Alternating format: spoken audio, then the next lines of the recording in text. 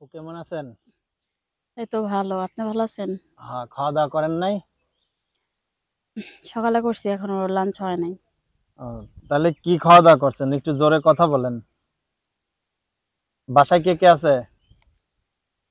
বাসায় মা আছে, ভাই আছে, বোন আছে, বাবা আছে। আপনার নাম? নদী। নদী। কি করেন আপনি? আমি বর্তমানে কিছুই করি না, তবে করব সে চিন্তা ভাবনা করছি। কি করবেন? প্রতিবেদনে কেন আসা?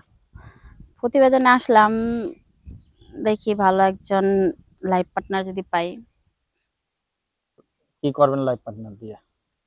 লাইফ পার্টনার দিয়ে কি করে, বিয়ে করব, সংসার করব। সংসার করবেন। আচ্ছা, তাহলে প্রতিবেদনে এসে সংসার করতে, আপনি তো দেখতে সুন্দর, বিয়ের জন্য কি ছেলে পান নাই? আসলে দেখেন, বাইরের যে ছেলেগুলা থাকে ওগুলা তো মনে করেন কোনো জানাশোনা না, হচ্ছে না। আর তাছাড়া আমি যাকে নিয়ে সংসার করব, হ্যাঁ। আমি তাকে ভালো করে চিনতে চাই, জানতে চাই।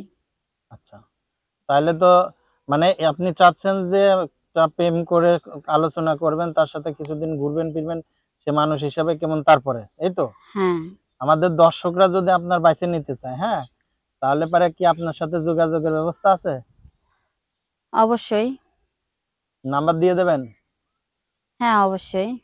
আচ্ছা, দর্শক, আমাদের অনুষ্ঠানগুলো বিভিন্ন সময় বিভিন্ন আম, বিনোদনমূলক করা হয়ে থাকে, তো আমাদের এখানে অনেকের নাম্বার দেওয়া থাকে, আপনারা চাইলে তাদের সাথে যোগাযোগ করতে পারেন।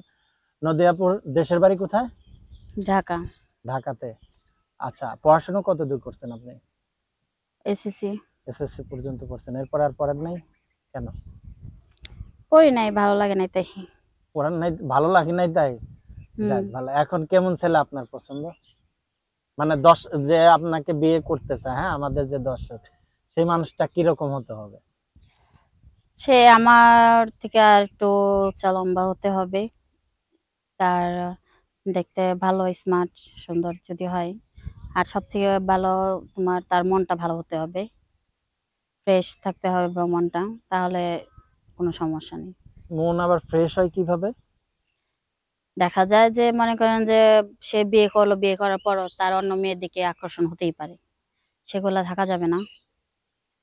আচ্ছা, মানে এইরকম আর কি চাচ্ছেন আপনি? হ্যাঁ। আচ্ছা, আপনার পরিবারে কে কে আছে? পরিবারে আমার ফ্যামিলি সবাই আছে। আচ্ছা, তো যদি আপনার দেশি ছেলে পছন্দ নাকি বিদেশি ছেলে পছন্দ?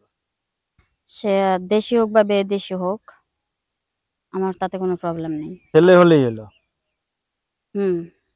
তার ইনকাম কত টাকা থাকতে হবে? ইনকাম যেটুকুতে তার সংসার চলবে, সে যদি চালাতে পারে তাহলে ওরকম হলেই হবে। যাক ভালো। এখন আমাদের এখানে অনেকে আছে বিবাহিত, বুঝছেন? বিবাহিত কোনো ছেলে যদি আপনার বিয়ে করতে চায়, তাহলে কি বিয়ে করবেন আপনি? বিবাহিত ছেলে বলতে যদি বউ থাকে তাহলে তো সম্ভব না, তাই না? যদি বাচ্চা কাচ্চা থাকে?